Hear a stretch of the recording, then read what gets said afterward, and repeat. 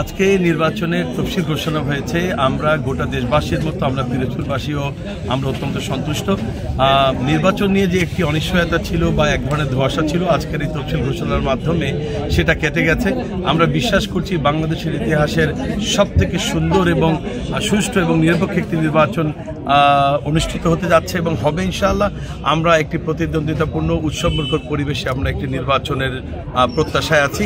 আমি আমার প্রিয় পিরোজপুরবাসীকে একটি অনুরোধ এবং দাবি জানাচ্ছি, 12 ফেব্রুয়ারি সারাদিন দাঁড়িপাল্লায় ভোট দিন।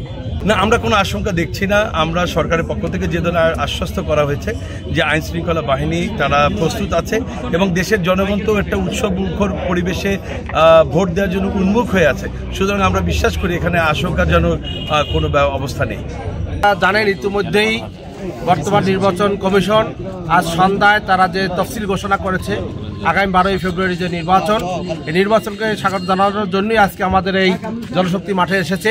আমরা ধন্যবাদ জানাই সরকারকে, তারা যে প্রতিশ্রুতি নিয়ে যেখানে এসেছিল যে সরকার একটি বাংলাদেশের মানুষকে একটি অবাধ সুষ্ঠু নিরপেক্ষ নির্বাচন উপহার দেবে, আমরা সেটা আশা করতেছি। এবং পিরোজপুরে 3টি আসন রয়েছে আমাদের, আমরা 3টি আসনের নির্বাচন করার জন্য মানুষের প্রস্তুতি নিয়ে আছি। আমাদের সকল উপজেলার সকল জনশক্তি উৎফুল্ল অবস্থায় আছে এবং আমরা সরকারকে আহ্বান জানাবো পিরোজপুর জেলায় যে এখন অবৈধ অস্ত্র রয়েছে, সন্ত্রাসী বাহিনী রয়েছে, এদেরকে দ্রুত গ্রেপ্তার করা হোক, অস্ত্রগুলো উদ্ধার করা হোক এবং মাঠকে পরিষ্কার করার জন্য এই মাঠের যে সমতল মাঠ সৃষ্টি করার জন্যই এই সন্ত্রাসীদের গ্রেপ্তারের মধ্য দিয়ে একটি অবাধ সুষ্ঠু নিরপেক্ষ নির্বাচন উপহার দেবে, এটা আমরা আশা করতেছি। আমরা এখন পর্যন্ত আশাবাদী, আমরা 3টি আসনই আমরা আশা করতেছি।